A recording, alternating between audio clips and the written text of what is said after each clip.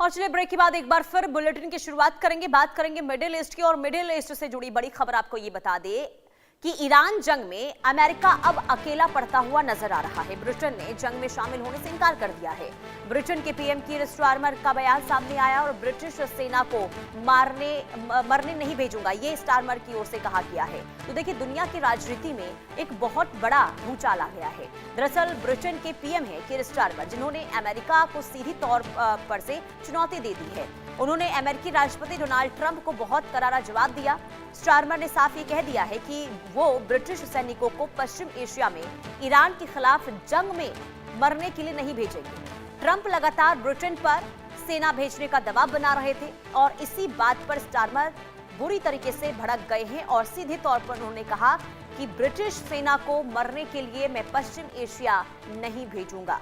बहुत बड़ा झटका इसे आप मान सकते हैं डोनाल्ड ट्रंप के लिए, क्योंकि डोनाल्ड ट्रंप इस युद्ध में अलग थलग पड़ते हुए नजर आ रहे हैं। भले ही डोनाल्ड ट्रंप खुद इस युद्ध को लेकर अपनी पीठ थपथपाते हुए नजर आए। उन्होंने कहा कि ये जंग हम लगभग जीत गए हैं। और इससे पहले भी देखिए, इससे पहले भी कई तरह के बयानों के बाद जब ब्रिटेन से लगातार वो मदद मांगते हुए नजर आए, तो कीर स्टारमर की ओर से, जो ब्रिटेन के पीएम हैं, उन्होंने साफ इनकार कर दिया। उन्होंने कहा कि मैं अपनी सेना को मरने के लिए पश्चिम एशिया नहीं भेजूंगा। इससे पहले भी आपको याद होगा कि जब नाटो देशों से भी उन्होंने मदद मांगी थी, तो नाटो देशों की ओर से भी इनकार कर दिया गया था और ऐसे में नाटो देशों को भी वो चेताते हुए नजर आए थे। उन्होंने कहा था कि ये याद रखा जाएगा। कुल मिलाकर आप ये समझ सकते हैं कि पूरी तरीके से अमेरिका जो है इस वक्त इस युद्ध में, इस जंग में अकेला पड़ता हुआ नजर आ रहा है। और अब कहीं ना कहीं डोनाल्ड ट्रंप के अंदर इसे लेकर काफी बौखलाहट भी देखने को मिल रही है, जो उनके बयानों में झलकती हुई भी नजर आ रही है।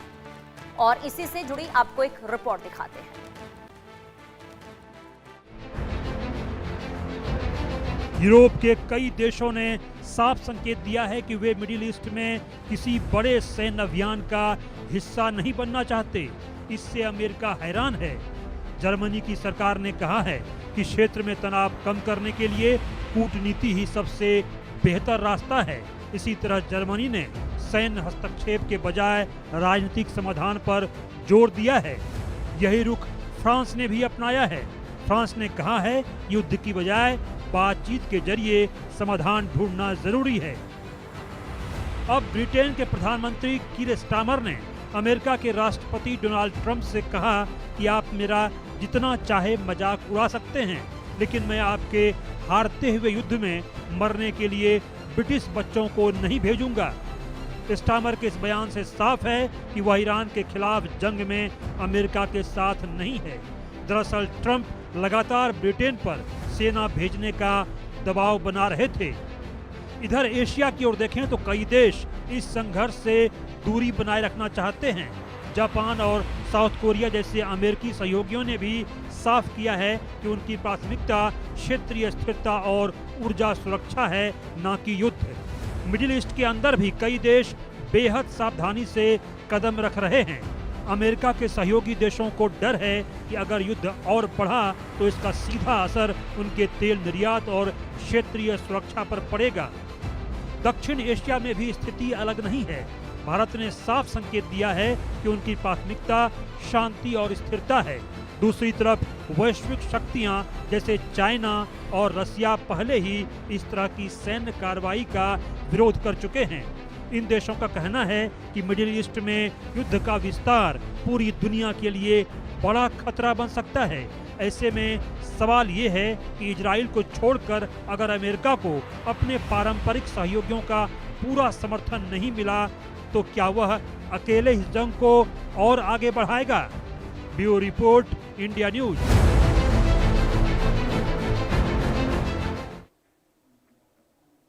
और हमारे साथ मेहमान जुड़ चुके हैं कर्नल टीपी त्यागी, रक्षा विशेषज्ञ के तौर पर, और रवि अरोड़ा, विदेश मामलों के जानकार हमारे साथ जुड़ चुके हैं। बहुत स्वागत है, गुड मॉर्निंग आप दोनों को। और सबसे पहले सर मैं आपके पास आऊंगी, कर्नल टीपी त्यागी सर, क्या अमेरिका इस वक्त देखिए अलग थलग पड़ता हुआ नजर आ रहा है क्या? क्योंकि ये पहली बार नहीं है जब ब्रिटेन की ओर से इस तरीके से सीधे तौर पर इनकार कर दिया गया कि हम अपने सैनिकों को नहीं भेजेंगे। इससे पहले नाटो देशों का क्या रुख रहा था वो भी सबने देखा। तो समझ क्या पा रहे, क्या स्थिति है इस वक्त अमेरिका की इस जंग में? देखिए, ये तो साफ है कि अमेरिकन प्रेसिडेंट को करीब करीब सभी देशों ने मना कर दिया।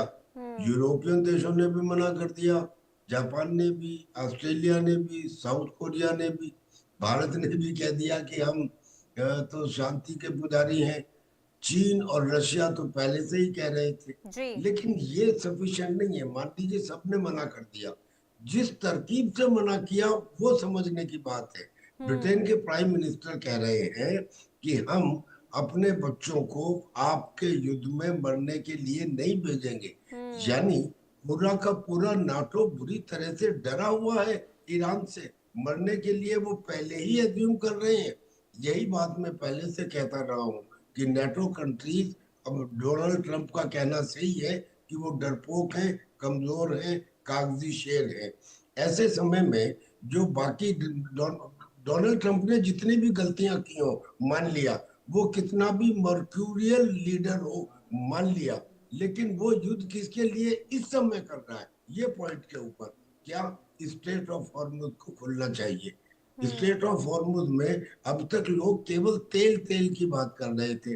वो ये नहीं समझ रहे कि इस तेल के अलावा यहाँ से 30% फर्टिलाइजर भी जाता है, व्यापार होता है। जी। यहाँ से 30% हीलियम का भी व्यापार होता है। अब अगर हीलियम नहीं है तो आपके अस्पतालों में एमआरआई नहीं हो पाएगा, और अगर फर्टिलाइजर नहीं है तो अन्न पैदा नहीं हो पाएगा।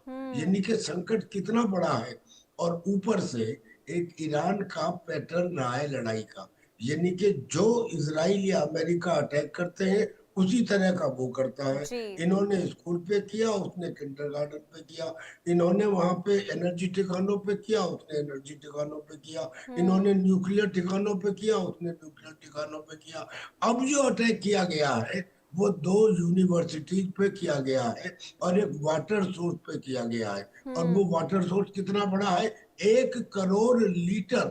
1 करोड़ लीटर।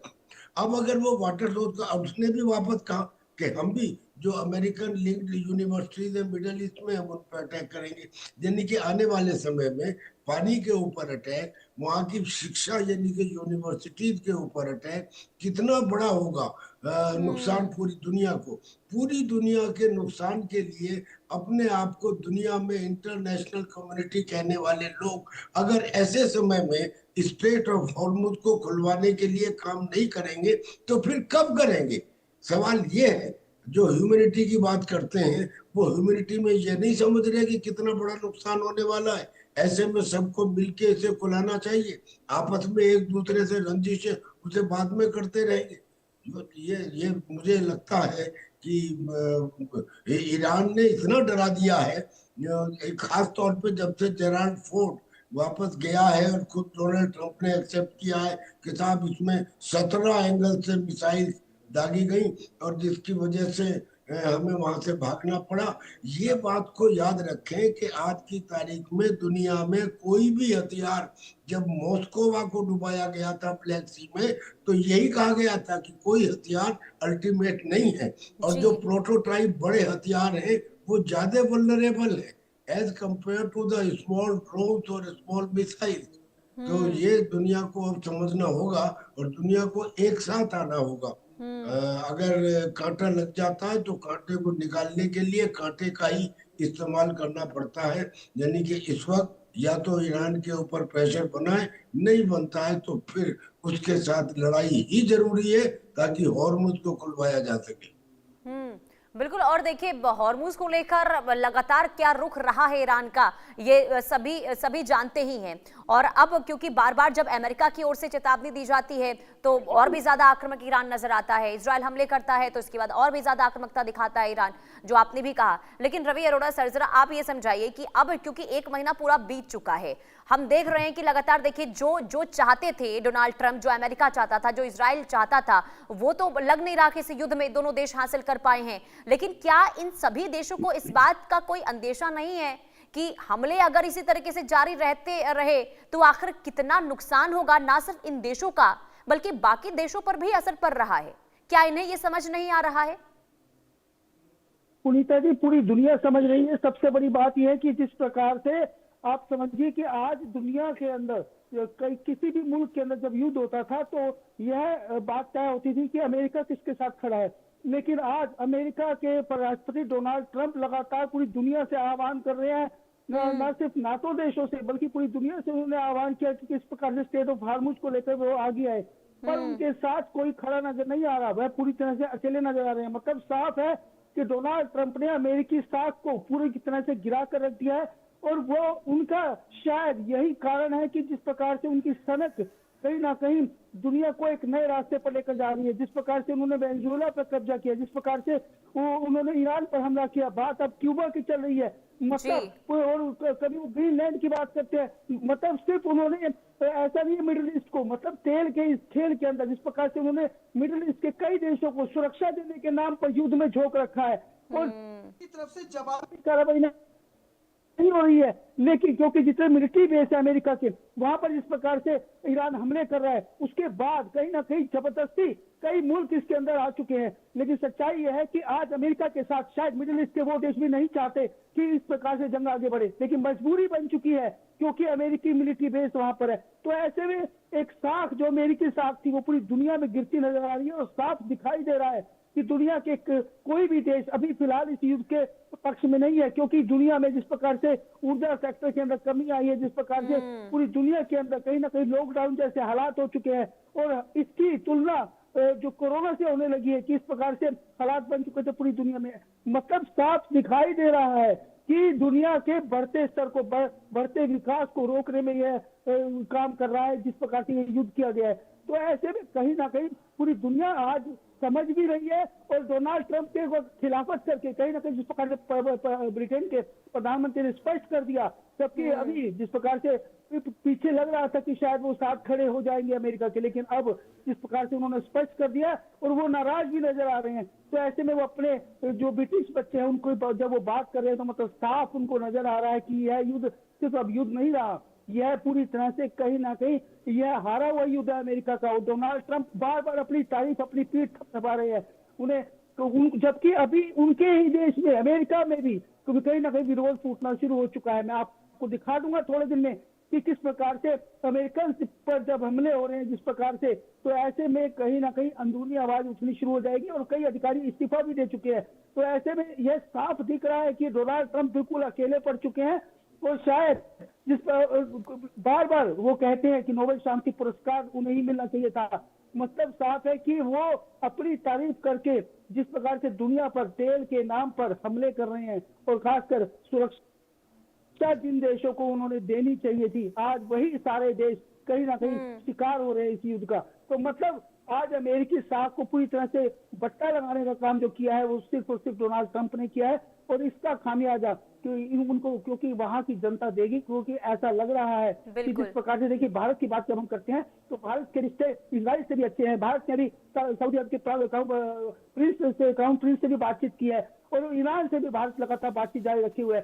तो कोई भी देश कभी भी, आपको बता दूं आज के जो हालात है वो डोनाल्ड ट्रंप के साथ नहीं जाएगा, और पूरी तरह से पूरी दुनिया चाहती है फिलहाल यह युद्ध रोक दिया जाए, क्योंकि स्टेट ऑफ हार्मुज पर जिस प्रकार से नाकाबंदी कर दी गई है, जबकि डोनाल्ड ट्रंप कह रहे हैं कि हमने पूरी तरह से उस पर कब्जा कर लिया है। लेकिन सच्चाई यह है कि वहां से कोई भी जो है तेल का जहाज नहीं जा सकता, अगर वो जाएगा तो उसको ईरान की परमिशन लेनी ही होगी, IRGC से छोड़ने वाली नहीं है। तो ऐसे में सवाल खड़ा होता है कि पूरी दुनिया के ऊर्जा सेक्टर को अगर आप इस प्रकार से बाधित कर देंगे और आपकी गलतियों को खामियाजा आखिर पूरी दुनिया बिल्कुल, इससे ये समझ सकते हैं कि देखिए ईरान ने ये समझ लिया है कि कैसे ईरान इजराइल और अमेरिका की नब्ज को दबाना है, और वो है स्ट्रेट ऑफ हॉर्मुज, और जिस पर जो पाबंदी लगाई गई है इससे देखिए बाकी देशों में अस्थिरता का दौर देखिए शुरू हो चुका है। कई देश ऐसे हैं जहां पर आपातकाल तक लगा दिए गए, तो आप समझिए कि क्या स्थिति बनी हुई है। लेकिन टीपी त्यागी सर, अब इस मोड़ पर आकर जब 1 महीना बीत चुका है, ऐसे में जब अलग अलग देशों ने भी इनकार कर दिया है अमेरिका की मदद के लिए, अब आगे क्या समझ पा रहे हैं अमेरिका अब क्या कर सकता है? क्योंकि एक तरफ तो युद्ध विराम की बात करते हैं, दूसरी तरफ तैयारी भी वो कर रहे हैं, और अब तो ये भी खबर सामने आ रही है कि जमीनी हमलों की भी यहां पर योजना बनाई जा रही है डोनाल्ड ट्रंप की ओर से। अगर ऐसा होता है तो क्या ये माना जाए कि आगे आने वाले दिनों में युद्ध विराम तो नहीं, लेकिन ये वॉर जो है वो बहुत ज्यादा बढ़ता हुआ नजर आएगा? जी बिल्कुल सही कह रही हैं आप, बिल्कुल सही कह रही हैं। देखिए ईरान जो है, ईरान का एरिया है 20 लाख स्क्वायर किलोमीटर। जो खर्ग आइलैंड है उसका एरिया है 20 स्क्वायर किलोमीटर, यानी कि खर्ग एक छोटा आइलैंड है as compare to Iran is a big country. जी। तो ईरान में मेन लैंड में ग्राउंड ऑपरेशंस करने का मैं समझता हूँ सवाल ही नहीं उठता। कोई पागल आदमी ही वहां पे ऐसा करेगा, क्योंकि वहां पे ज्योग्राफिकल कंडीशंस ऐसी हैं।